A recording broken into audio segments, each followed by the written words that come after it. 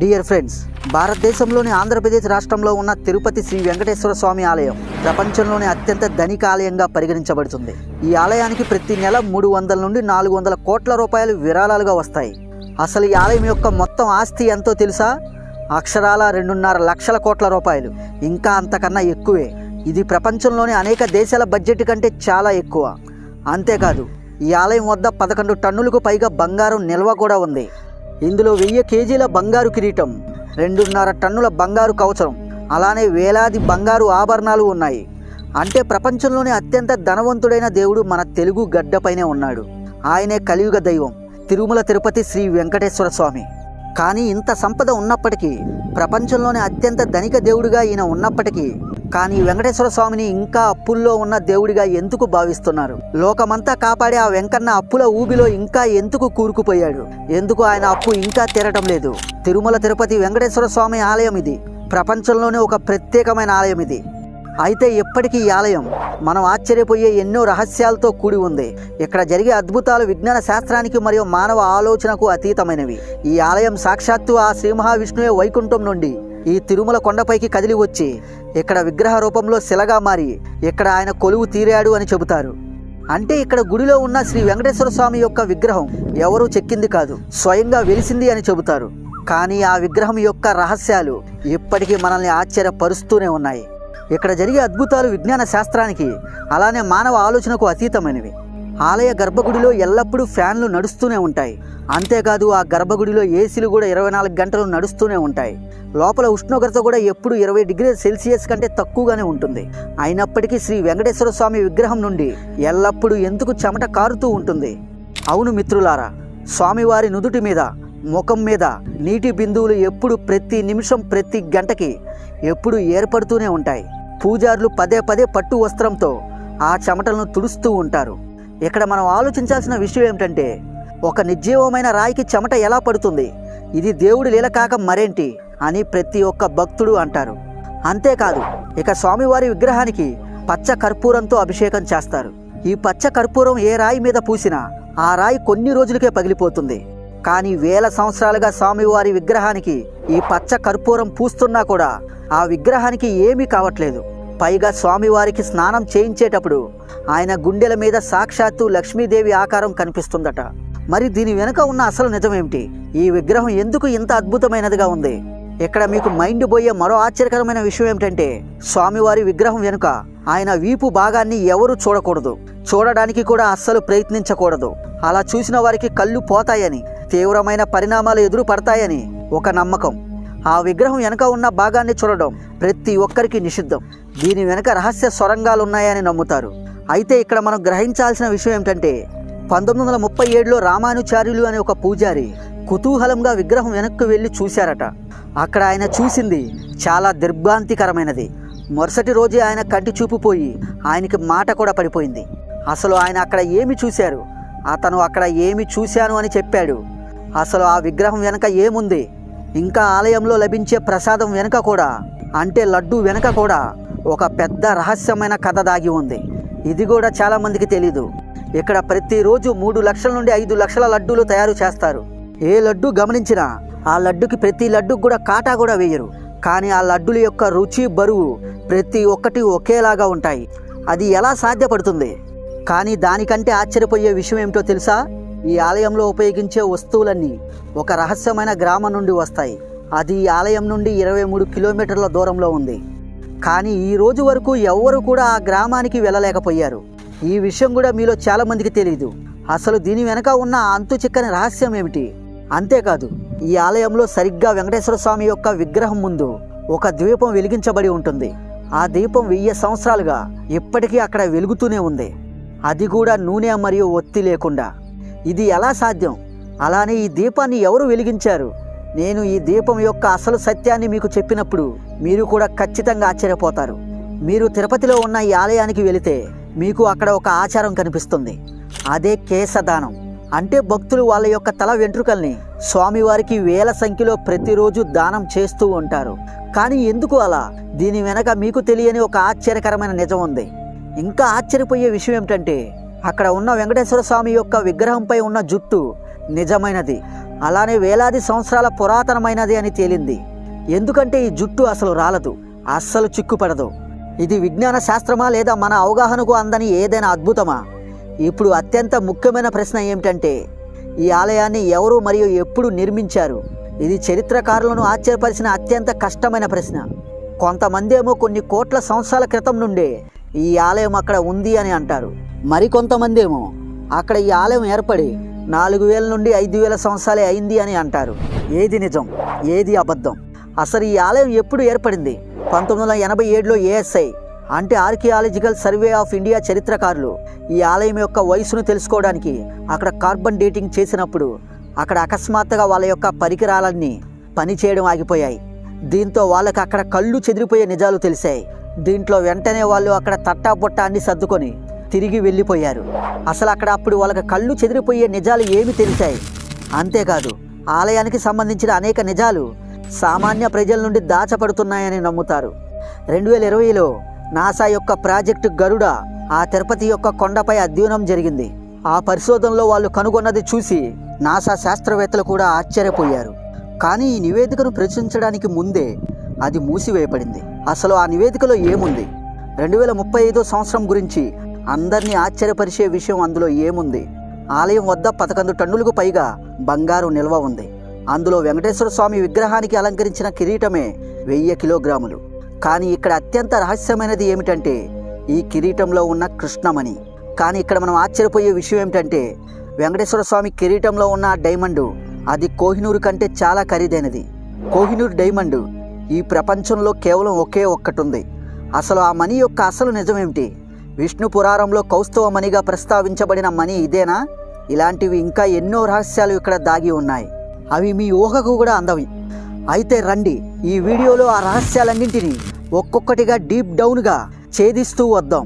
అవి మీకు ఏ పుస్తకంలోనూ ఏ ఇంటర్నెట్లోనూ లభించవు. Dear friends, ఈ వీడియో కొంచెం బాగా లెంత్ ఉండి ఉండవచ్చు. కానీ ఈ వీడియోలో ఆ కలియుగ దైవం వెంకటేశ్వర స్వామి యొక్క అంతు చిక్కని ఎన్నో రహస్యాల్ని ఛేదించి మీకు క్లియర్గా వివరించాం. సో మై డియర్ ఫ్రెండ్స్, ఈ వీడియో లాస్ట్ వరకు వెళ్ళే కొద్దీ మీకు చాలా ఇంట్రెస్టింగ్గా ఉండబోతుంది. కాబట్టి ఈ వీడియోని లాస్ట్ వరకు చూసి ఈ వీడియోని కలియుగ దైవం అయిన శ్రీ వెంకటేశ్వర స్వామి గురించి పూర్తిగా తెలుసుకోవాలి అనుకునే వాళ్ళకి ఈ వీడియోని వాళ్ళకి తప్పకుండా షేర్ చేయండి. ఇక ఆ కలియుగ దైవం అయిన ఆ తిరుపతి బాలాజీ యొక్క రహస్య యాత్రకు బయలుదేరుదాం. జై తిరుపతి బాలాజీ అనండి.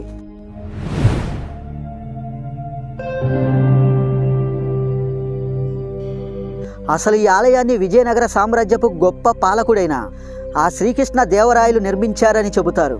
కానీ అది నిజం కాదు. ఈ ఆలయంలో వెంకటేశ్వర స్వామి విగ్రహం ఎక్కడి నుండి వచ్చింది, అసలు ఈ ఆలయాన్ని ఎప్పుడు ఎవరు నిర్మించారు అనేది మనం క్లియర్గా డీప్ డౌన్గా తెలుసుకోవాలి అంటే ముందుగా మనం ఒక పౌరాణిక కథను డీప్ డౌన్గా అర్థం చేసుకోవాలి. ఈ కథ చివరి నాటికి ఈ ఆలయ రహస్యాల్లో ఉన్న సగం నిజం మీకే అర్థమవుతుంది. కాబట్టి ఈ కథను చివరి వరకు తప్పకుండా చూడండి, ఎందుకంటే ఇది మిమ్మల్ని ఒక రహస్య ప్రపంచంలోకి తీసుకువెళ్తుంది. పౌరాణిక కథల ప్రకారం అది ప్రళయం యొక్క భయంకరమైన కాలం. అప్పుడు భూమి మొత్తం నీటిలో మునిగిపోయింది. అప్పుడు పవనదేవుడు అంటే వర్షదేవుడు ఒక్కసారిగా తన ఉగ్ర రూపంతో ఎంతో వేగంగా ఎగిరాడు. ఆకాశంలోని మేఘాలు బద్దలయ్యాయి. వర్షం యొక్క ప్రకోపం ప్రారంభమై భూమిని పూర్తిగా నీటిలో ముంచెత్తింది. అటువంటి పరిస్థితుల్లో ఈ సృష్టిని ఆ సంక్షోభం నుండి కాపాడడానికి ఆ శ్రీ మహావిష్ణువు ఆది వరాహ అవతారం ధరించాడు. ఆ దివ్య వరాహం తన భారీ దంతాలతో మొత్తం భూమిని నీటి గర్భం నుండి బయటకు తీసి దానిని పునః స్థాపించింది. కానీ ఇక్కడే ఉంది అసలు ట్విస్ట్. ఆ తర్వాత సృష్టిపై మళ్ళీ జీవాన్ని నిర్మించడానికి బ్రహ్మదేవుడు విష్ణువును అక్కడే ఉండమని కోరాడు. అంటే నువ్వు భూమి మీదే ఉండు అని విష్ణుమూర్తిని ఆ బ్రహ్మదేవుడు కోరాడు. దీంతో విష్ణువు తన వరాహ రూపాన్ని మార్చుకొని ఒక కొత్త దివ్య రూపాన్ని ధరించాడు. ఈ విషయం చాలామందికి తెలియదు. అదే 4 భుజాలు గల తేజోవంతమైన రూపం. అదే సాక్షాత్తు శ్రీ మహావిష్ణువు యొక్క అసలు రూపం. ఈ రూపంలో ఆయన భూదేవితో కలిసి ఆ తిరుమల కొండపై నివసించడం ప్రారంభించాడు. ఇక్కడ ఆయన మానవ జాతికి ధ్యాన యోగం మరియు కర్మయోగం యొక్క జ్ఞానాన్ని ఇవ్వడం ప్రారంభించారు. అలా యుగాలు గడిచాయి. కలియుగం వచ్చింది. అప్పుడు ఆ విష్ణువు ఆ తిరుపతి యొక్క కొండల్ని వదిలిపెట్టి తన వైకుంఠ ధామానికి తిరిగి వెళ్ళిపోయారు. దీంతో బ్రహ్మదేవుడు చాలా చింతించి నారదుడిని పిలిచి భూమిని వదిలి వైకుంఠానికి వెళ్ళిపోయిన ఆ శ్రీ మహావిష్ణువును తిరిగి మళ్ళీ భూమిపైకి తీసుకురావాలి అని అభ్యర్థించాడు. దీంతో నారదముని భూమిపై ఉన్న గంగా నది ఒడ్డుకు చేరుకున్నాడు. అప్పుడే అక్కడ కొంతమంది సాధువులు ఒక పెద్ద యాగం చేస్తూ ఒక విషయంపై గాఢంగా చర్చించుకుంటూ ఉన్నారు. దాన్ని నారద ముని చూసి అక్కడికి వచ్చారు. వాళ్ళు ఏమని చర్చించుకుంటున్నారు అంటే, వారి యజ్ఞాల ఫలాన్ని ఏ దేవుడికి అర్పించాలో వాళ్ళు నిర్ణయించుకోలేకపోతున్నారు. ఎందుకంటే త్రిమూర్తుల్లో ఎవరు గొప్పో వాళ్ళకి అర్థం కావటం లేదు. దీంతో నారద ముని అదంతా చూసి ఇదే సరైన సమయం అని భావించి నారద ముని వాళ్ళ దగ్గరికి వెళ్ళి, దీంట్లో ఆలోచించాల్సిన విషయం ఏముంది? త్రిమూర్తుల్లో ఎవరు గొప్పో తెలుసుకోవాలి అంటే మీరే స్వయంగా ముగ్గురు దగ్గరికి వెళ్ళి పరీక్షిస్తే సరిపోతుంది కదా, అప్పుడే మనకి క్లియర్గా అర్థమవుతుంది కదా ఎవరు గొప్పో అని సలహా ఇస్తాడు. దీంతో ఆయన సలహా మేరకు భృగు మహర్షి త్రిమూర్తులను పరీక్షించాలని నిర్ణయించుకుంటాడు. అలా నిర్ణయించుకొని మొదట ఆయన బ్రహ్మ వద్దకు వెళ్తాడు. కానీ ఆ సమయంలో బ్రహ్మ తన సృష్టి నిర్మాణ కార్యంలో నిమగ్నమై ఉన్నాడు. దీంతో భృగు మహర్షి చాలా కోపగించి అక్కడ నుండి వెళ్ళిపోతాడు. ఆ తర్వాత శివుడి వద్దకు వెళ్తాడు. అయితే ఇక్కడ శివుడు భృగు మహర్షిని చూసిన వెంటనే సంతోషంతో ఆలింగనం చేసుకోవడానికి ముందుకు వచ్చాడు. కానీ భృగు మహర్షి ఆయన ఆలింగనాన్ని తిరస్కరించాడు. ఈ విషయం చాలామందికి తెలీదు. అయితే కొన్ని కథల్లో ఏమని చెబుతారు అంటే, భృగు మహర్షి శివుడి వద్దకు వెళ్ళినప్పుడు శివపార్వతులు నాట్యం చేస్తూ భృగు మహర్షి వచ్చినా సరే ఆయన్ని పట్టించుకోకుండా ఉన్నాడు అని కొన్ని కథల్లో చెబుతారు. కానీ నిజానికి ఆ మహాశివుడు భృగు మహర్షిని చూసిన వెంటనే భృగు మహర్షిని ఆలింగనం చేసుకోవడానికి ఆయన వద్దకు వచ్చాడు. కానీ దాన్ని భృగు మహర్షి తిరస్కరించాడు. ఓ మహాదేవ, మీరు ఎల్లప్పుడూ ధర్మం మరియు వేదాల మర్యాదలను ఉల్లంఘించారు. మీరు దుష్ట రాక్షసులకు, అసురులకు అటువంటి వరాలు ఇస్తారు. దానివల్ల మొత్తం సృష్టి సంక్షోభాలను ఎదుర్కోవాల్సి వస్తుంది. అందుకే నేను మీ ఆలింగనాన్ని స్వీకరించలేను అని అంటాడు. ఇది విని శివుడు కోపగించుకున్నాడు. కానీ పార్వతీదేవి ఆయన్ను శాంతింపజేసింది. చివరగా భృగు మహర్షి వైకుంఠానికి చేరుకుంటాడు. అక్కడ విష్ణువు ఆదిశేషుడిపై యోగ నిద్రలో ఉంటాడు. పక్కనే లక్ష్మీదేవి ఆయన పాదాలని ఒత్తుతూ ఉంటుంది. దీంతో భృగు మహర్షి వచ్చినా సరే ఆయన్ని చూసి ఆయన్ని పట్టించుకోలేదు అని దీంతో భృగు మహర్షి కోపంతో విష్ణు యొక్క ఛాతిపై గట్టిగా తంతాడు. కానీ విష్ణు శాంతంగా లేచి ఆ భృగు మహర్షిని క్షమాపణ అడగడమే కాకుండా ఆయన పాదాలను ఒత్తడం ప్రారంభించాడు. మహర్షి, నా కఠినమైన హృదయం వల్ల మీ కోమలమైన పాదాలకు గాయం కాలేదు కదా? విష్ణు యొక్క ఈ అద్భుతమైన వినయం మరియు సహనాన్ని చూసి భృగు మహర్షి ఆశ్చర్యపోయి చాలా సంతోషించి, ఇకపై భూమి మీద ఉన్న అన్ని యజ్ఞాల ఫలం కేవలం విష్ణువుకి మాత్రమే చెందుతుంది అని ప్రకటిస్తాడు. అంటే విష్ణువుకి మాత్రమే దక్కుతుంది అని ప్రకటిస్తాడు. ఈ సంఘటన తర్వాత విష్ణు భృగు మహర్షిని క్షమించాడు. కానీ ఈ అవమానంతో లక్ష్మీదేవి చాలా కోపగించుకుంది. ఆమె తన కళ్ళ ఎదుటే తన భర్తని ఒక సాటి మానవుడు ఎదుటి రొమ్ముల మీద కాలితో తన్నటం అది చూసి సహించలేకపోయింది. అవమానాన్ని సహించలేక తన భర్త విష్ణువును ఆ భృగు మహర్షిని వెంటనే శపించమని కోరింది.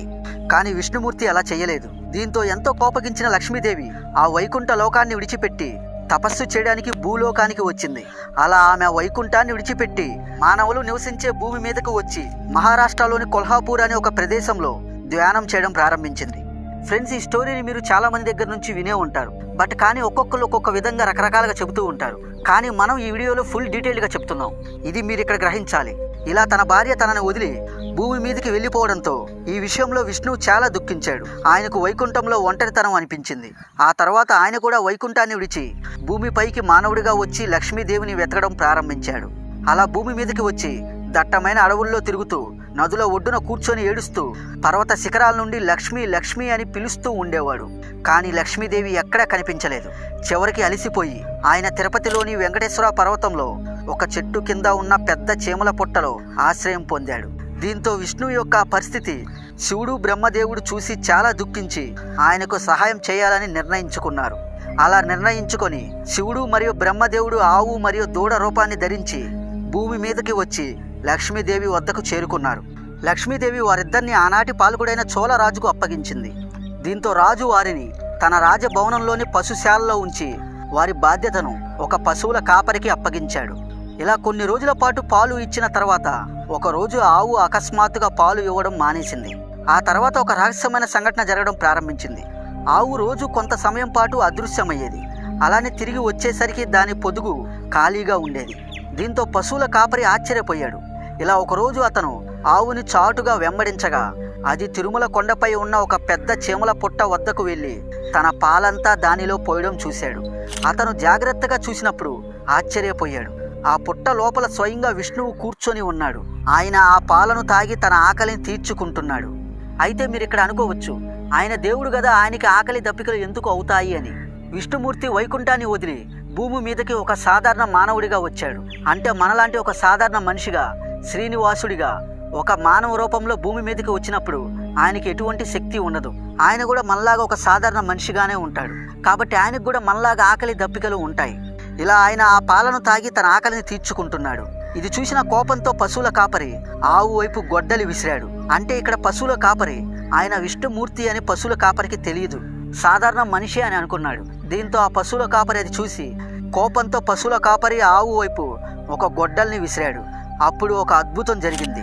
విష్ణువు వెంటనే అక్కడ ప్రత్యక్షమయ్యాడు. దీంతో విష్ణువు ఆవుని కాపాడే ప్రయత్నంలో గొడ్డలి ఆయన నుదుటిపై తగిలింది. అప్పుడు శ్రీ మహావిష్ణువు కోపంతో రగిలిపోయి ఆ పశువుల కాపరికి అక్కడికక్కడే మరణశిక్ష విధించాడు. దీంతో ఈ విషయం రాజుకు తెలుస్తుంది. ఆయన వెంటనే అక్కడికి చేరుకుంటాడు. అప్పుడు విష్ణువు కోపంతో ఇలా అంటాడు, నీ సేవకుని పాపంలో అతని యజమానికి కూడా సమాన వాటా ఉంటుంది. ఈ కారణంగా నేను నిన్ను శపిస్తున్నాను. నువ్వు నీ మిగిలిన జీవితాన్ని రాక్షసుడిలా గడుపుతావు అని అన్నాడు. ఈ శాపాన్ని విని రాజు చాలా భయపడి విష్ణువును క్షమించమని ప్రాధేయపడి వేడుకున్నాడు.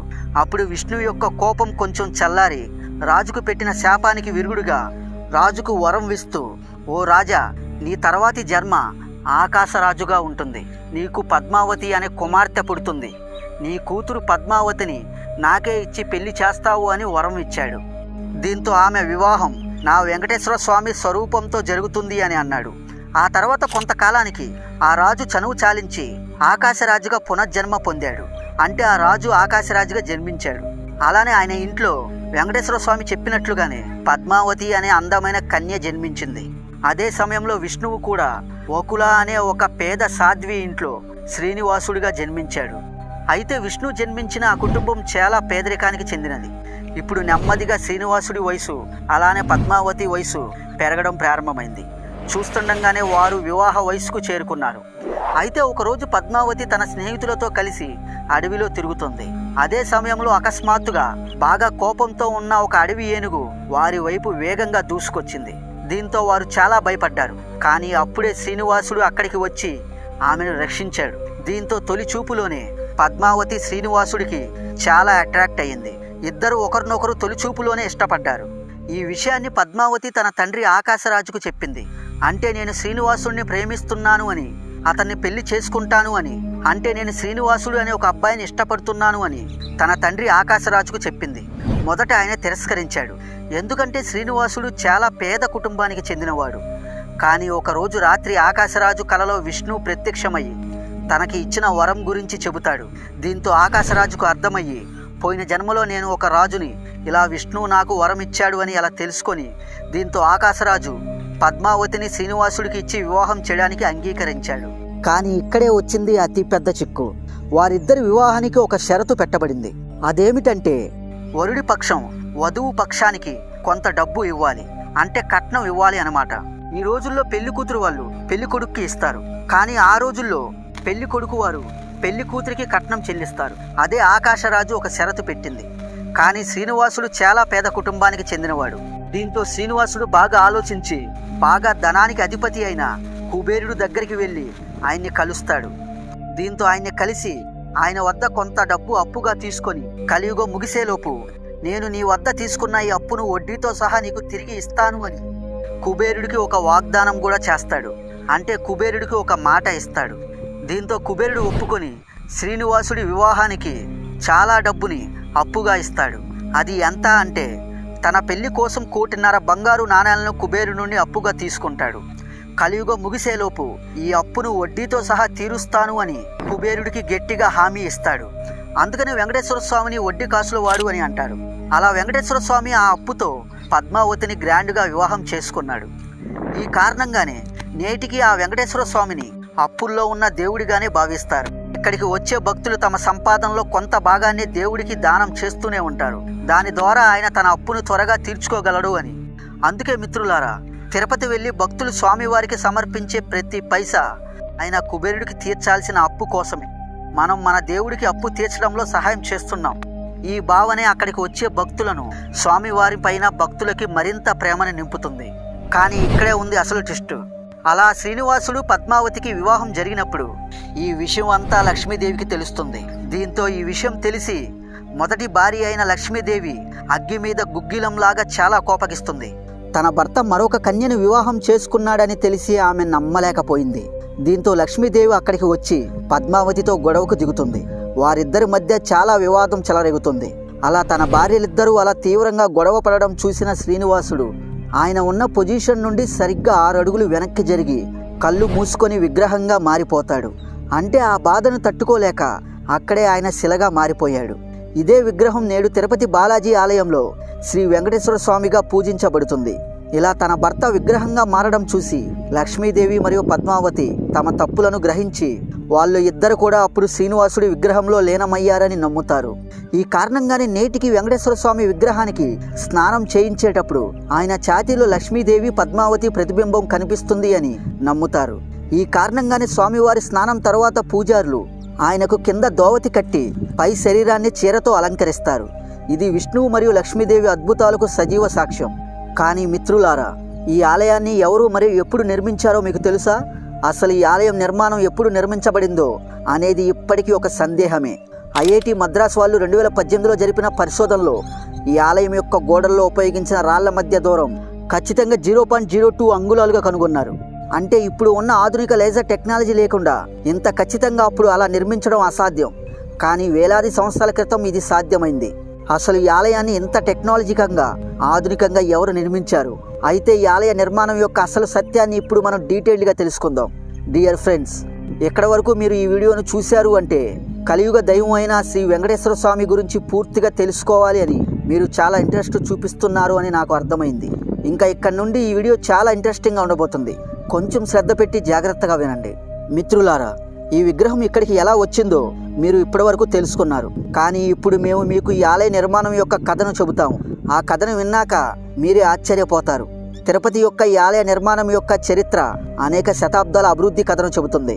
9వ శతాబ్దం నాటి శాసనాల ప్రకారం ఈ ఆలయం యొక్క ప్రాథమిక స్వరూపం పల్లవ రాజవంశం సుమారు క్రీస్తు శకం 825లో ఉనికిలోకి వచ్చింది. అయితే ప్రస్తుత నిర్మాణం యొక్క ఈ ఘనత ప్రధానంగా విజయనగర సామ్రాజ్యానికి చెందుతుంది. ఈ ఆలయం యొక్క చరిత్ర 9వ శతాబ్దంలో పల్లవ రాజుల పాలన నుండి ప్రారంభమవుతుంది. వారు నల్ల గ్రానైట్ రాయితో ఈ ఆలయం యొక్క ప్రాథమిక గర్భగుడిని మొట్టమొదటిసారిగా నిర్మించారు. తర్వాత చోళ రాజవంశం 11వ శతాబ్దంలో దీనిని బాగా డెవలప్ చేసి ఈ ఆలయానికి 12 గ్రామాలను దానంగా ఇచ్చింది.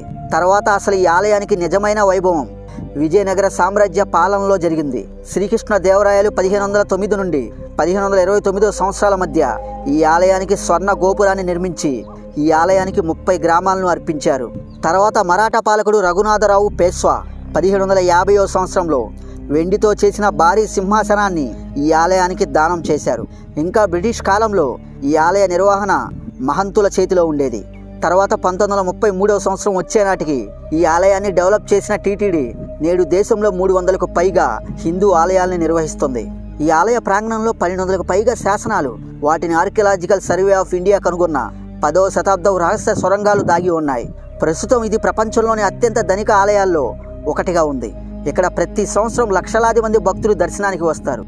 అంటే దీన్ని బట్టి మనకు అర్థమైంది ఏమిటంటే ఈ గుడిని ఒక్కరు నిర్మించలేదు.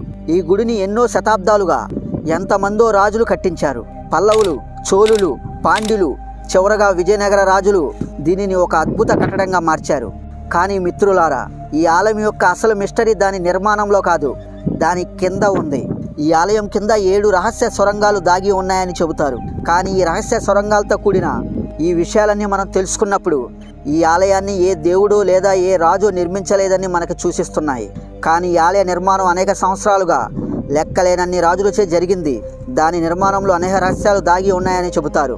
కానీ వాటిల్లో నిజమెంతో ఇప్పటికీ తెలియదు. వాటిల్లో అత్యంత రహస్యమైనదే ఈ ఆలయం కింద దాగి ఉన్న ఈ రహస్య సొరంగాల యొక్క కథ. ఇప్పుడు వాటి గురించి మనం డీటెయిల్గా తెలుసుకుందాం. ఇక్కడ 7 రహస్య సొరంగాలు ఉన్నాయని నమ్ముతారు. వాటిల్లో బ్రహ్మాస్త్ర సొరంగం, స్వర్ణ బందర్ మార్గ్ సొరంగం, కాలాపాని సొరంగం అతి ముఖ్యమైనవి అని చెబుతారు. కానీ మనం వాటి గురించి తెలుసుకునే ముందు మనం ఈ ఆలయ నిధి గురించి మనం ముందుగా తెలుసుకోవాలి మిత్రులారా. ఈ ఆలయం వద్ద 2.5 లక్షల కోట్ల రూపాయల ఆస్తి ఉంది. ఇందులో అనేక వస్తువులు ఉన్నాయి. అయితే ప్రతి సంవత్సరం ఈ ఆలయం దానికి వస్తున్న డబ్బులో 2,000 కోట్లకు పైగా ఖర్చు చేస్తుందన్న సంగతి మీకు తెలుసా? అవును మిత్రులారా, అసలు ఈ ఆలయం యొక్క ఆ డబ్బుని ఎక్కడ ఖర్చు చేస్తుంది? ప్రతి సంవత్సరం ఎంత ఖర్చు చేసినప్పటికీ ఈ ఆలయం యొక్క డబ్బు 10 రెట్లు వేగంగా ఎలా పెరుగుతుంది? అసలు ఈ ఆలయం యొక్క డబ్బు ఎక్కడ ఉంచబడింది? దీని భద్రతను ఎవరు చూసుకుంటారు? అయితే ఈ అన్ని ప్రశ్నలకు సమాధానాలు ఇప్పుడు మనం క్లియర్గా తెలుసుకోవాలి. ఈ ఆలయం యొక్క నెలవారీ ఆదాయం సుమారు 300 నుండి 400 కోట్ల రూపాయల పైచిలుకే. అయితే ఆ లెక్కన వేసుకున్న సంవత్సరానికి ఈ ఆలయం యొక్క ఆదాయం సుమారుగా 5,000 కోట్లకు పైగానే చేరుకుంటుంది. ఈ ఆలయం వద్ద 11 టన్నులకు పైగా బంగారం నిల్వ ఉంది. ఇందులో 1000 కిలోగ్రాముల కిరీటం, 2.5 టన్నుల బంగారు కవచాలు కూడా ఉన్నాయి. అలానే ఇంకా చాలా ఖరీదైన బంగారు ఆభరణాలు కూడా ఉన్నాయి. అయితే 2022లో ఒక భక్తుడు ఏకంగా 1000 కిలోల బంగారం ఈ ఆలయానికి దానం చేశాడు. ఇదే ఇప్పటి వరకు ఒక్క రోజులో ఈ ఆలయానికి లభించిన అతిపెద్ద విరాళంగా నిలిచింది. అసలు ఈ ఆలయం యొక్క బంగారం మరియు భద్రతా నిర్వహణ బాధ్యత టీటీడీ అంటే తిరుమల తిరుపతి దేవస్థానం వద్ద ఉంది. ఈ ఆలయం వద్ద కేవలం బంగారం మాత్రమే కాకుండా 43,000 ఎకరాల భూమి, షేర్ మార్కెట్లో 10,000 కోట్ల పెట్టుబడి, ప్రపంచవ్యాప్తంగా 12 బ్యాంకు ఖాతాలు కూడా ఉన్నాయి. అయితే ఈ డబ్బంతా ఎలా నిర్వహిస్తున్నారు అని మీకు డౌట్ రావచ్చు. ఈ డబ్బంతటిని నిర్వహించడానికి టీటీడీ ఒక భూగర్భ ఖజానాను నిర్మించింది. దాని భద్రత భారతీయ రిజర్వ్ బ్యాంక్ అంత కఠినంగా ఉంటుంది. ఈ ఖజానాను తెరవడానికి 3 వేరువేరు వ్యక్తులు వేలిముద్రలు అవసరం అని మీకు తెలుసా? కానీ ఇక్కడ అతిపెద్ద ప్రశ్న ఏమిటంటే ఈ డబ్బంతా ఎక్కడికి పోతుంది? వాస్తవానికి ఈ తిరుమల తిరుపతి ఈ ఆలయం యొక్క ప్రతి సంవత్సరం 2,000 కోట్ల రూపాయలకు పైగా సామాజిక సంక్షేమానికి ఖర్చు చేస్తుంది. ఇది మీలో చాలా మందికి తెలీదు. ఇందులో అన్నదానం ఉంది. ఇది ఈ ఆలయం యొక్క అతిపెద్ద ప్రాజెక్టు. ప్రతిరోజు 3 నుండి 4 లక్షల మంది భక్తులకు ఉచిత భోజనం అందించబడుతుంది. మిగతా వాటితో ఈ ఆలయం 20కి పైగా వైద్య కళాశాలలు మరియు ఆసుపత్రులను కూడా నడుపుతుంది. ఇక్కడ పేదలకు ఉచిత చికిత్స అందించబడుతుంది. 300కి పైగా పాఠశాలలు, కళాశాలలు ఉన్నాయి. ఇక్కడ 500 మందికి పైగా పిల్లలకు ఉచిత విద్య అందించబడుతుంది. ఆలయానికి వస్తున్న ఆదాయంలో కొంత ఆదాయంతో ఇలాంటి ఇంకా ఎన్నో సంక్షేమ కార్యక్రమాలు జరుగుతాయి. అయితే ఇక్కడ మనం ఆలోచించాల్సిన విషయం ఏమిటంటే ఇంత ఖర్చు చేసిన తర్వాత కూడా ఈ ఆలయం రోజు రోజుకి ఇంత ధనిక ఆలయంగా ఎలా అవుతుంది? దీని వెనక ఉన్న మర్మం ఏమిటి? అసలు నిజం ఏమిటంటే ఈ ఆలయం కేవలం డబ్బు ఖర్చు చేయడమే కాకుండా పెట్టుబడి కూడా పెడుతుంది. 12,000 కోట్లకు పైగా ఈ ఆలయం ఫిక్స్డ్ డిపాజిట్లలో జమ చేసింది. అక్కడ నుండి ఈ ఆలయానికి ఏటా 800 కోట్ల రూపాయల లాభం వస్తుంది. అలానే 10,000 కోట్లకు పైగా రిలయన్స్, టాటా, ఎస్బీఐ వంటి కంపెనీల షేర్ మార్కెట్లో పెట్టుబడి పెడుతుంది. అక్కడి నుండి ఈ ఆలయానికి ప్రతి సంవత్సరం చాలా లాభం వస్తుంది. ఈ ఆలయం యొక్క షేర్ మార్కెట్ల యొక్క ఆదాయాన్ని మానిటర్ చేయడానికి కూడా సపరేట్ వ్యక్తులు ఉన్నారు. ఇలాంటి ఇంకా అనేక ప్రదేశాల్లో పెట్టుబడి పెట్టింది. అలానే ప్రతి సంవత్సరం భక్తులు కూడా లక్షలాది రూపాయలు ఈ ఆలయానికి దానం చేస్తున్నారు. ఇక్కడ భక్తులు కేవలం దానం మాత్రమే కాకుండా వాళ్ళ జుట్టును కూడా దానం చేస్తారు. ఇది ఒక విచిత్రమైనది, కానీ ఇది ఒక రహస్యమైన సంప్రదాయం. అసలు ఇక్కడ ప్రజలు తమ జుట్టును ఎందుకు దానం చేస్తారు? అయితే దీని వెనుక కూడా ఒక పౌరాణిక కథ దాగి ఉంది. విష్ణువు ఆ చీమల పుట్టలో ఉన్నప్పుడు ఆ పశువుల కాపరి చీమల పుట్టలో ఉన్న ఆ విష్ణువు తలపై గొడ్డలితో కొట్టినప్పుడు ఆయన నుదుటికి లోతైన గాయమై ఆయన జుట్టు కూడా కత్తిరించబడింది. అప్పుడు గంధర్వ రాజకుమారి అయిన నీలాదేవి అది చూసి ఆమె వెంటనే ఏమీ ఆలోచించకుండా తన పొడవాటి అందమైన జుట్టును కత్తిరించేసి ఆ విష్ణువు తలపై అతికించేసింది. అయితే జుట్టు అనేది ఒక స్త్రీకి ఆమె యొక్క బాహ్య సౌందర్యంలో ఒక ముఖ్యమైన భాగం. కానీ నీలాదేవి ఏమీ ఆలోచించకుండా తన జుట్టును విష్ణువుకి దానం చేయడంతో దీనితో విష్ణువు ఆమెకు చాలా ప్రభావితుడై తిరుపతికి వచ్చి నాకు తలలేలాలు ఇచ్చే భక్తుల యొక్క కేశాలు మొత్తం నీకే వెళతాయని చెబుతాడు. అలానే తిరుపతికి వచ్చి తమ జుట్టును దానం చేసే వారి కోరికలన్నీ నెరవేరుతాయని ప్రకటించాడు. ఈ కారణంగానే నేటికి పెద్ద సంఖ్యలో భక్తులు అక్కడికి వచ్చి తమ జుట్టును దానం చేస్తారు. అందుకే ఇక్కడ వెంకటేశ్వర స్వామి విగ్రహంలోని జుట్టు నీలాదేవిదని, అది వేలాది సంవత్సరాలుగా సజీవంగా అలా ఉందని నమ్ముతారు. అది ఇప్పటికీ రాలదు, ఇప్పటికీ చిక్కుపడదు. ఇది తిరుపతి వెంకటేశ్వర స్వామి యొక్క జుట్టు మిస్టరీ. ఇంకా అలా భక్తులు ఆలయంలో కేశదానం చేసినప్పుడు ఇక్కడి ఉద్యోగులు ఆ జుట్టును సేకరిస్తారు. తర్వాత వాటిని శుభ్రంగా కడిగి వాటితో ఎయిర్ ఎక్స్టెన్షన్స్ తయారు చేస్తారు. అలానే తర్వాత వాటిని అమ్ముతారు. ఈ జుట్టును విదేశాలకు అమ్మటం ద్వారా ఆలయం నెలకు సుమారుగా 20 లక్షల రూపాయల వరకు సంపాదిస్తుంది. ఎందుకంటే విదేశాల్లో భారతీయ జుట్టుకు చాలా డిమాండ్ ఉందని నమ్ముతారు. డియర్ ఫ్రెండ్స్, ఇంకా ఇప్పుడు మనం తెలుసుకోబోయేది విజ్ఞానానికి మరియు మీ ఆలోచనకు కూడా అందని రహస్యం. తిరుమల తిరుపతి శ్రీ వెంకటేశ్వర స్వామి యొక్క విగ్రహం వెనుక ఉన్న రహస్యం. అసలు దాని వెనుక ఏముంది? ఆ రహస్య సొరంగాల రహస్యం ఏమిటి? అది ఇప్పుడు మనం క్లియర్గా డీటెయిల్గా తెలుసుకుందాం. సో ఫ్రెండ్స్, ఇంకా ఇక్కడ నుండి వీడియో ఇంకా ఇంట్రెస్టింగ్గా ఉండబోతుంది. కొంచెం శ్రద్ధ పెట్టి జాగ్రత్తగా వినండి. 1937 సంవత్సరంలో ఒక భయంకరమైన రాత్రి ఒక యువ పూజారి రామానుచార్యులు ఎంతో ఆసక్తితో స్వామివారి విగ్రహం వెనుక అసలు ఏముందో చూడడానికి ప్రయత్నించాడు. అలా చూసిన మరుసటి రోజే అతనికి కంటి చూపు పోయింది. అలానే ఆయన నాలుకకు పక్షవాతం వచ్చింది. నేటికి ఆలయ రికార్డులో ఈ సంఘటన దివ్య శాపంగా నమోదించబడి ఉంది. ఇది నిజంగా ఏదైనా అతీంద్రియ సంఘటన, లేక విగ్రహం వెనుక మానవ కళ్ళు చూడలేని ఏదైనా రహస్యం దాగి ఉందా? దీని గురించి వాల్మీకి రామాయణంలో ఒక ఆశ్చర్యకరమైన విషయం చెప్పబడి ఉంది. ఈ విగ్రహం వెనుక భాగం బ్రహ్మాండమైన శక్తి కేంద్రం. దీనిని వైకుంఠ ద్వారం అని అంటారు. ఇక్కడ ఆధ్యాత్మిక మరియు భౌతిక ప్రపంచాలు కలుస్తాయి. ఒకప్పుడు ఈ ఆలయం యొక్క సీనియర్ పూజారి శ్రీనివాసాచార్యులు కూడా 2018లో ఒక ఇంటర్వ్యూలో రాత్రి సమయంలో నేను ఒంటరిగా గర్భగుడిలో ఉన్నప్పుడు ఆ విగ్రహం వెనుక నుండి ఎవరో శ్వాస తీసుకుంటున్న శబ్దం నాకు వినిపించింది అని, ఎవరో అక్కడ సజీవంగా ఉన్నట్లుగా, అసలు స్వామివారి విగ్రహం శ్వాస తీసుకున్నట్లుగా నాకు అనిపించింది అని చెప్పాడు. ఈ యొక్క సంఘటనే కాదు, 2005వ సంవత్సరంలో ఆలయంలో ఉండే మరో సీనియర్ పూజారి స్వామివారి విగ్రహం వెనకాల ఒక నీలి కాంతిని చూశానని చెప్పాడు. దీంతో అసలు విగ్రహం వెనక ఏముందో తెలుసుకోవడానికి 2011లో ఆ విగ్రహం వెనకాల ఇన్ఫ్రారెడ్ కెమెరాని అమర్చడానికి ప్రయత్నించారు. కానీ అది అకస్మాత్తుగా విఫలమైంది. దీంతో 2019లో ఐఐటి మద్రాస్ శాస్త్రవేత్తలు ఒక ఆశ్చర్యకరమైన విషయాన్ని వెల్లడించారు. ఈ విగ్రహం వెనక భాగం రేడియో ధార్మిక లక్షణాలను ప్రదర్శిస్తుందని, దీని కారణంగా ఈ విగ్రహంపై కాంతి పడినప్పుడు అక్కడ వింత తరంగాలు ప్రతిధ్వనిస్తున్నాయని చెప్పారు. కానీ ఫ్రెండ్స్, ఇది కేవలం ఒక సిద్ధాంతం మాత్రమే. దీని యొక్క అసలు సత్యాన్ని విజ్ఞానం నేటికి ఎవరు కూడా అర్థం చేసుకోలేకపోయారు. కానీ హిందూ గ్రంథాల ప్రకారం ఇక్కడ ఇతర లోకాలకు వెళ్ళడానికి అనేక రహస్య సొరంగాలు ఉన్నాయని వాటిల్లో రాయబడి ఉన్నాయి. అయితే జనవరి 2022 సంవత్సరంలో రాత్రి సరిగ్గా 2 గంటలకు ఆర్కియాలజికల్ సర్వే ఆఫ్ ఇండియా బృందం ఈ ఆలయం యొక్క కింద ఒక రహస్య సొరంగం తలుపు తెరిచినప్పుడు అప్పుడు అక్కడ వాళ్ళు ఏమి చూశారు అనేది వాళ్ళు ఎప్పటికీ ఒక రహస్యంగానే ఉంచేశారు. వారు లోపలికి అడుగు పెట్టిన వెంటనే అన్ని టార్చ్ లైట్లు ఒకేసారి ఆగిపోయాయని, వాళ్ళ యొక్క రేడియో పరికరాల నుండి ఒక వింత ఏడుపు శబ్దం వచ్చింది అని, ఆ మరుక్షణమే ఆ బృందం యొక్క నాయకుడు డాక్టర్ రవి ఆ తవ్వకాలని వెంటనే ఆపించేశాడు. అసలు వారు అక్కడ ఏదైనా అతీంద్రియ శక్తిని చూశారా? మరి ఎందుకు ఈ పురాతన రహస్యాన్ని దాచిపెట్టడం వాళ్ళకి అవసరమా?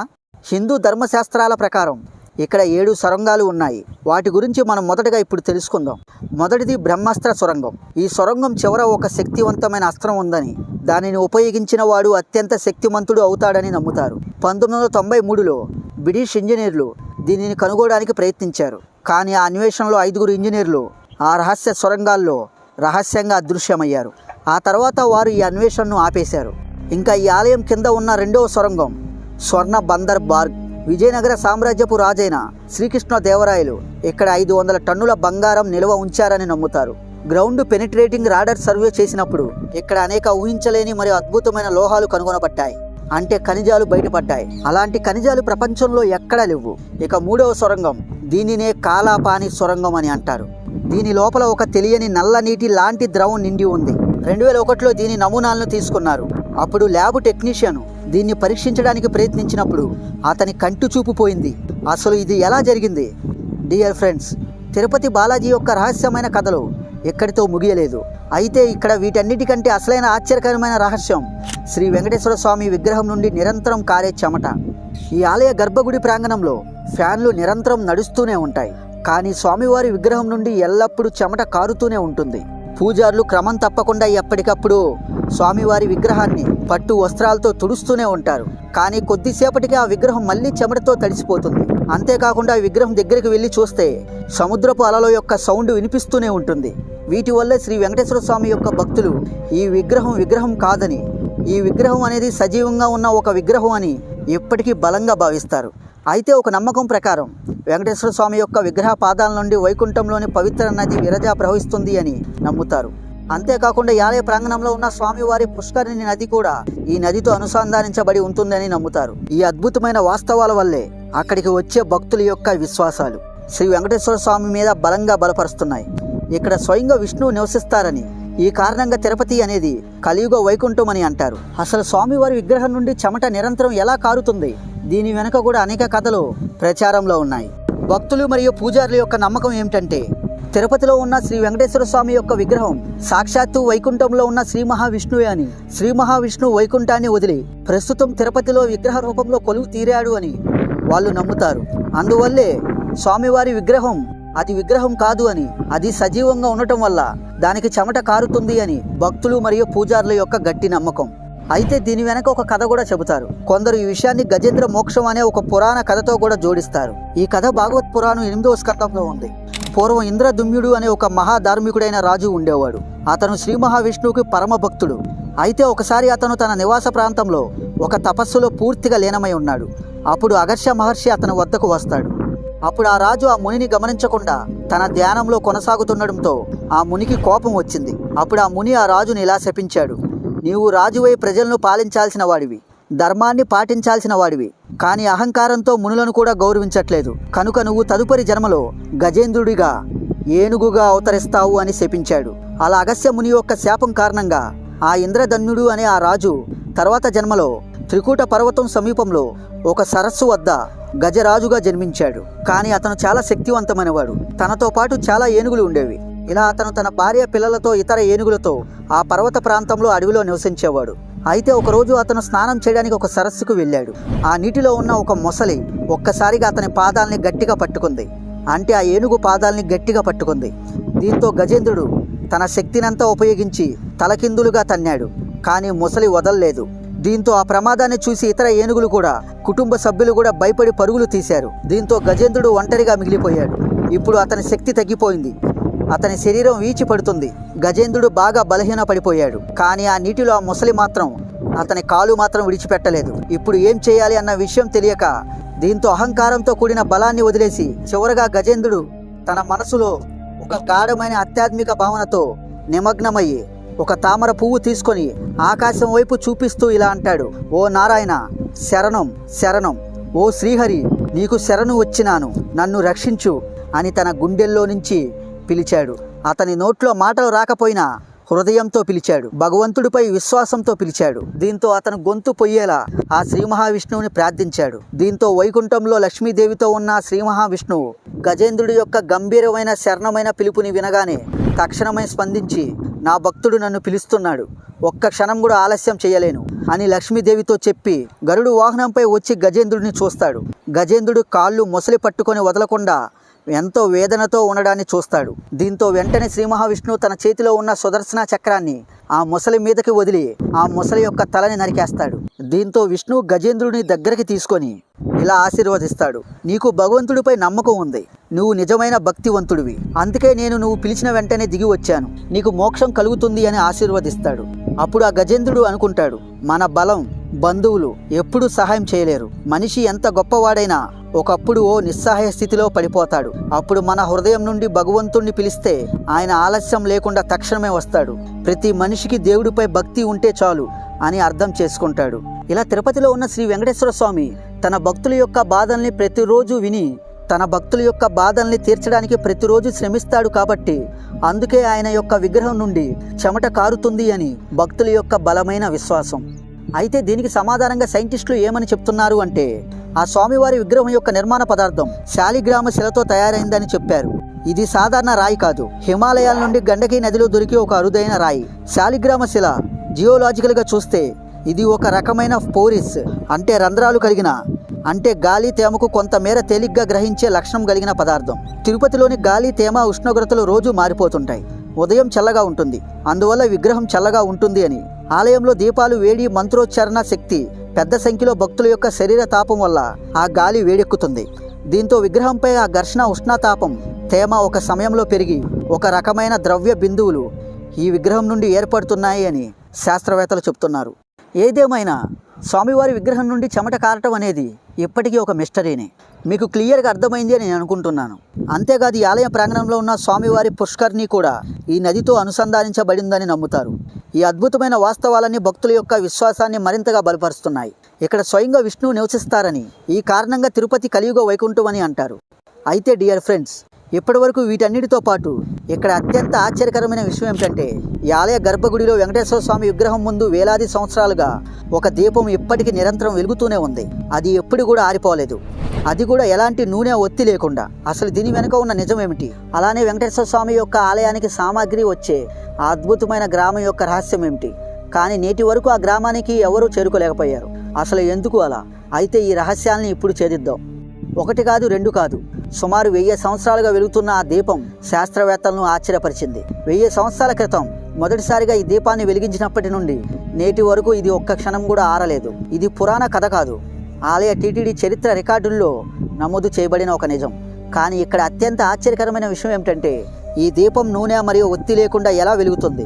2017లో DRDO బృందం దీనిపై పరిశోధన చేసి ఈ దీపం హిమాలయాల మూలికలతో తయారు చేయబడిన అమృత తుల్య అనే నూనెతో వెలుగుతుందని కనుగొంది. దానికి ఒత్తి దేవదారు చెట్టు బెరడుతో తయారు చేయబడిందని, ఇది వేల సంవత్సరాల పాటు కాకుండా నెమ్మదిగా రూపాంతరం చెందుతుంది అని చెప్పారు. ఇది ఎన్ని వేల సంవత్సరాలు అయినా సరే నూనె లేకుండా వెలుగుతుంది అని కన్ఫర్మ్ చేశారు. అలాగే గర్భగుడి యొక్క వెంటిలేషన్ వ్యవస్థ కూడా దీనికి కారణమని, ఆ దీపాన్ని ఎల్లప్పుడూ వెలిగిస్తూ ఉంటుందని శాస్త్రవేత్తలు చెప్పారు. ఇది దేవుడి లీల లేదా ప్రాచీన భారతదేశపు ఏదైనా దివ్య సంకేతకమా? అయితే అసలు ఈ ఆలయంలో సమర్పించే ప్రతి వస్తువు, అది పాలైనా పువ్వులైనా లేదా మరేదైనా, ఆలయం నుండి 23 కిలోమీటర్ల దూరంలో ఉన్న ఒక గ్రామం నుండి వస్తుందని చెబుతారు. కానీ ఇక్కడ విచిత్రం ఏమిటంటే ఎవరు ఈ గ్రామం పేరు వినలేదు. అసలు ఆ గ్రామం ఎక్కడ ఉందో కూడా ఎవరు కనుక్కోలేకపోయారు. ఈ గ్రామాన్ని కనుక్కోవడానికి చాలామంది ప్రయత్నించారు, కానీ ఇది నేటికి ఒక రహస్యంగానే మిగిలిపోయింది. మై డియర్ ఫ్రెండ్స్, ఈ ఆలయానికి సంబంధించిన ఈ ఆలయంలో అనేక ప్రమాదకరమైన భవిష్యవాణులు కూడా ఉన్నాయి. అంటే భవిష్యత్తులో ఏమి జరగబోతున్నాయో, ప్రపంచం ఎలా ఉండబోతుందో తెలిపే అనేక భవిష్యవాణులు గ్రంథాల రూపంలో వాటిల్లో రాసి ఈ ఆలయంలోని రహస్య ప్రదేశంలో భద్రపరిచి ఉంచారు. వాటిని నాసా కూడా నిజమని అంగీకరించింది. అయితే నాసాని కూడా ఆశ్చర్యపరిచిన ఆ భయంకరమైన భవిష్యవాణి ఏమిటో తెలుసా? కానీ దానికంటే ముందు మనం ఇక్కడ తయారయ్యే ప్రసాదం గురించి మాట్లాడుకోవాలి. ఇది నేటికి చర్చనీయాంశంగా ఉంది. అన్ని లడ్డూల బరువు మరియు రుచి ఒకేలాగా ఎలా ఉంటాయి? ఎలాంటి కాటా కూడా వేయరు, మరి ఎలా సమానంగా ఉంటాయి? తిరుపతి ఆలయంలో ప్రసిద్ధి చెందిన లడ్డూ ప్రసాదం కథ చాలా ప్రాముఖ్యత పొందింది. దీని వెనక ఒక కథ దాగి ఉంది. తిరుపతి బాలాజీ ఆలయంలో వెంకటేశ్వర స్వామి యొక్క విగ్రహాన్ని ప్రతిష్ఠిస్తున్నప్పుడు స్వామికి నైవేద్యంగా ఏమి సమర్పించాలో పూజారులకు అప్పుడు అర్థం కాలేదట. అదే సమయంలో ఒక వృద్ధురాలు లడ్డూల పళ్ళెంతో అక్కడికి వచ్చి ఈ లడ్డూల ప్రసాదాన్ని స్వామివారికి నైవేద్యంగా ప్రసాదించండి అని చెప్పిందట. దీంతో పూజారులు ఆ లడ్డూలను స్వామివారికి సమర్పించి తర్వాత ప్రసాదంగా స్వీకరించారు. ఆ లడ్డూల రుచి ఎంత అద్భుతంగా ఉందంటే పూజారులు కూడా ఆ లడ్డూలు తిని ఆశ్చర్యపోయారు. అప్పుడు వారు ఆ వృద్ధురాల్ని లడ్డూలు తయారు చేసే విధానం అడిగారు.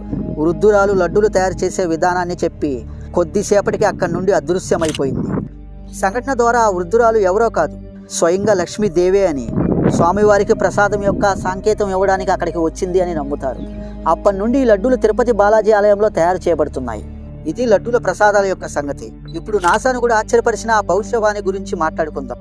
తిరుపతి దేవాలయంలో ఉన్న భవిష్య పురాణం ప్రకారం కలియుగం తన పరాకాష్ఠకు చేరుకున్నప్పుడు తిరుపతి కొండల నుండి ఒక పవిత్రమైన కాంతి వెలువడుతుంది అని, అది వెంకటేశ్వర స్వామి విగ్రహం తన రూపాన్ని మార్చుకుంటున్నట్లుగా సంకేతము అని.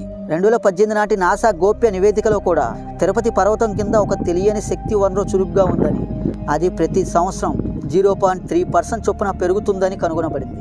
శాస్త్రవేత్తల నమ్మకాల ప్రకారం ఇదే వేగం కొనసాగితే 2035 సంవత్సరం నాటికి ఇక్కడ నుండి ఒక భారీ అయస్కాంత తుఫాను రావచ్చు. అది చాలా ప్రమాదకరమైనది, భయంకరమైనదిగా ఉంటుంది. అంతేకాదు, తిరుపతి శ్రీ వెంకటేశ్వర స్వామి యొక్క రహస్యాల్ని తెలుసుకోవడానికి ఈ యొక్క ప్రయత్నాలే కాదు, ఇంకా ఎన్నో ప్రయత్నాలు జరిగాయి. వాటిల్లో 2020లో నాసా ఒక ప్రాజెక్టును తిరుపతి కొండలపై అధ్యయనం చేసింది. ఆ అధ్యయనంలో లీకైన పత్రాల ప్రకారం ఇక్కడి రాళ్లలో అంతరిక్షంలో కనిపించే ఉల్కల వంటి ఒక తెలియని లోహం కనుగొనబడింది. ఆ రాళ్ల నుండి ప్రతిరోజు ఒక ధ్వనిని వినిపిస్తున్నట్లుగా ఆ రీసెర్చ్లో తెలిసింది. ఆ ధ్వని ఓం అని వస్తుంది అని వాళ్ళకి అర్థమైంది. ఇక్కడే అత్యంత ఆశ్చర్యకరమైన విషయం ఏమిటంటే ఈ తిరుపతి 7 కొండల కింద ఒక భారీ గుహ ఉంది. అందులో ఏదో సజీవ శక్తి వనరు స్పందిస్తుంది. ఇది కలియుగం అంతాన్ని సూచిస్తుంది అని అంటారు. సో ఫ్రెండ్స్, మీరు ఈ వీడియో ద్వారా తిరుపతి కలియుగ వెంకటేశ్వర స్వామి యొక్క అంతు చిక్కని నిగూఢ రహస్యాల్లో మీరు తెలుసుకున్నది గోరంతే. ఇంకా తెలుసుకోవాలంటే ఆయన గురించి ఎన్నో అంతు చిక్కని రహస్యాలు దాగి ఉన్నాయి. అవి కూడా మేము మీ ముందుకు తీసుకురావాలి అంటే ఈ వీడియో 1 మిలియన్ క్రాస్ అయ్యేలాగా ఈ వీడియోని ఒక లైక్ చేసి మన ఛానల్ని సబ్స్క్రైబ్ చేసి ఈ వీడియోని ప్రతి ఒక్కరికి తప్పకుండా షేర్ చేయండి. సో ఫ్రెండ్స్, ఈ వీడియో చేయడానికి మేము ఎంతగానో కష్టపడ్డాం. సో ఫ్రెండ్స్, నా ఎక్స్ప్లెనేషన్ మీకు నచ్చితే ఈ వీడియోని కలియుగ దైవమైన శ్రీ వెంకటేశ్వర స్వామి గురించి తెలుసుకోవాలి అనుకునే వాళ్ళకి తప్పకుండా ప్రతి ఒక్కరికి షేర్ చేయండి. మరో వీడియోలో మళ్ళీ కలుద్దాం. అంతవరకు మన వీడియోస్ని చూస్తూ ఉండండి. Thank you.